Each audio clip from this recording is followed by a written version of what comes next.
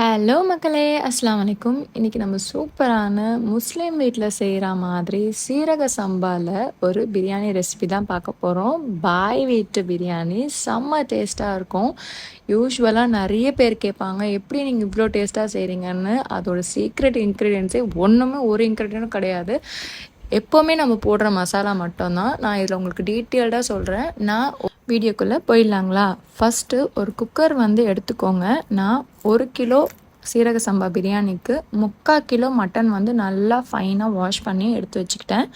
அதை வந்து ஒரு குக்கரில் போட்டுட்டு இதுக்கு வந்து நான் 200 கிராம் இஞ்சி பூண்டு பேஸ்ட்டாக எடுத்திருந்தேன். அதில் ஒரு 150 கிராம் இஞ்சி பூண்டை வந்து குக்கர்லேயே ஆட் பண்ணி இதில் வந்து ஒரு டேபிள் ஸ்பூன் சால்ட் இருக்குங்க இல்லையா, அதை வந்து நான் போட்டு நல்லா பெரட்டி வச்சுக்கோங்க.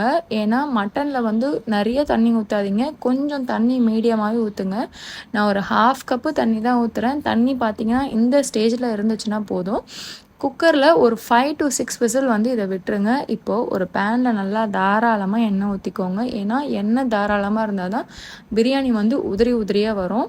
இதுக்கு நான் ஒரு 6லேருந்து 7 துண்டு பட்டை, ஒரு 7 லவங்கம், 3லேருந்து 4 ஏலக்காய், 5 பச்சை மிளகா போட்டு அது வெடிஞ்சதுக்கப்புறமா 8 பெரிய சைஸ் வெங்காயம், பெரிய சைஸ்னால் மீடியம் சைஸும் கிடையாது, அது ரொம்ப பெருசும் கிடையாது, 8 வெங்காயம் போட்டிருந்தேன். இது வந்து அரவுண்ட் ஒரு 600 to 700 கிராம்ஸ் இருக்கும். 1 டேபிள் ஸ்பூன் உப்பு போட்டு அதை வந்து நல்லா ஃபஸ்ட்டு சாட்டே பண்ணுங்கள். ஏன்னா பாஸ்மதி ரைஸ்க்கு வெங்காயம் அவ்வளோவா எடுக்காது. சீரக சம்பா அரிசிக்கு வெங்காயம் வந்து நம்ம ஜாஸ்தி தான் வச்சாகணும். மசாலா ஜாஸ்தி கொடுத்தா தான் டேஸ்ட் வந்து சூப்பராக வரும்.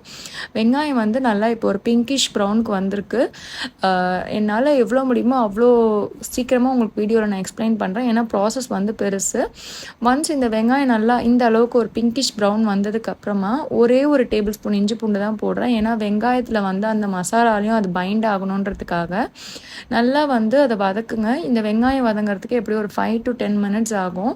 இதில் நான் ஒரு 1/2 ஸ்பூன் மஞ்சள்தூள் போட்டிருக்கேன். ஒரு ஸ்பூன் வந்து தனி மிளகாய் தூள், ரெட் சில்லி பவுடர் போடுங்க. வேறு எந்த மசாலாவும் கிடையாது. மோஸ்ட்லி வந்து எல்லோரும் என்ன பண்ணுவாங்கன்னா தனியா தூள் போடுவாங்க, கரம் மசாலா போடுவாங்க. பட் நான் அது எதுவுமே ஆட் பண்ண மாட்டேன்.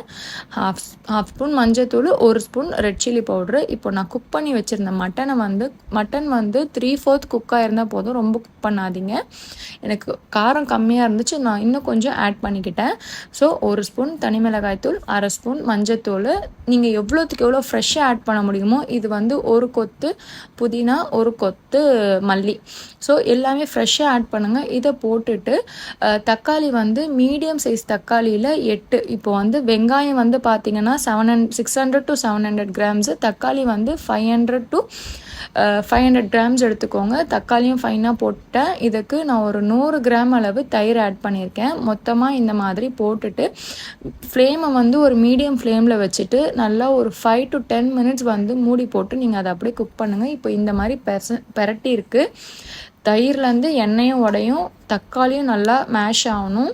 இதை வந்து நல்லா ஒரு 5 to 10 மினிட்ஸ் வந்து மீடியம் ஃப்ளேம்லேயே குக் பண்ணுங்கள். அப்போ தான் வந்து மட்டனும் நல்லா சாஃப்டாக வந்து உங்களுக்கு இதுவாகும். உங்களுக்கே பார்த்தா நல்லா தெரியும், எல்லாமே பக்காவாக வந்துருச்சு. இப்போ இந்த ஸ்டேஜில் நான் என்ன பண்ண போகிறேன்னா வாட்டர் வந்து நான் கொஞ்சம் கொஞ்சமாக, இப்போ மட்டன் வெந்திருக்கான்னு ஃபஸ்ட்டு நம்ம செக் பண்ணி பார்த்துக்கலாம். மட்டன் வந்து ஃபோக்குக்குள்ளே சூப்பராக இறங்குது, ஆனால் இன்னும் கொஞ்சம் வந்து நம்மளுக்கு வேகணும். ஸோ அதனால் திருப்பி ஒரு கொஞ்சமாக நான் அந்த குக்கர்லேயும் இஞ்சி பூண்டெல்லாம் இருந்துச்சு, அதில் ஒரு 1/2 கப்பு தண்ணியை வந்து நான் ஊற்றி அந்த மட்டன் இன்னும் கொஞ்சம் குக் ஆகிறதுக்காக நான் வந்து ஒரு 5 மினிட்ஸ் வந்து மீடியமில் இல்லைன்னா லோ ஃப்ளேமில் வச்சு அப்படியே விட்டுடுறேன். நீங்கள் ஃப்ளேம் ஹையில் வச்சிங்கன்னா அடி பிடிச்சிரும். ஸோ அடி பிடிக்கிறத தவிர்த்துக்கிறதுக்கு நீங்கள் லோ ஃப்ளேம்லேயே வைங்க.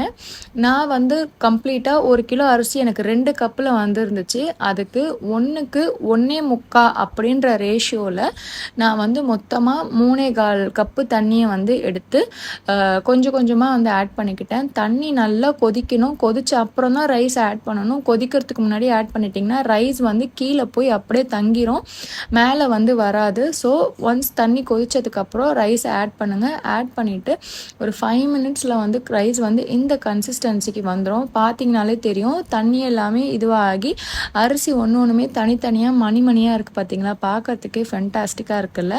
தம் வந்து என்னால் இந்த தட்டில் மூட முடியாது. ஸோ அதனால் நான் தனியாக வேறு ஒரு பிளேட்டை வச்சு மேலே தோசைக்கல் வந்து நான் கீழே வச்சுக்கிட்டேன்.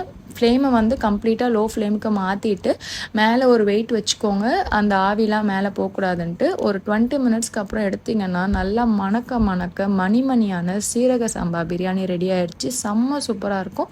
நீங்கள் கண்டிப்பாக சண்டே ஸ்பெஷலுக்கு இந்த பிரியாணியை ட்ரை பண்ணி பாருங்கள், உங்களுக்கு கண்டிப்பாக எனக்கு பிடிக்கும். இன்க்ரீடியன்ஸ் எல்லாம் நான் பின்னாடி கொடுக்குறேன், அதை மறக்காமல் ஸ்க்ரீன்ஷாட் எடுத்துகிட்டு ட்ரை பண்ணுங்கள்.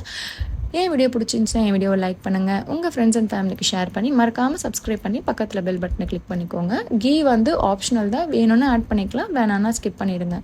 தேங்க்யூ மக்களே, பாய்.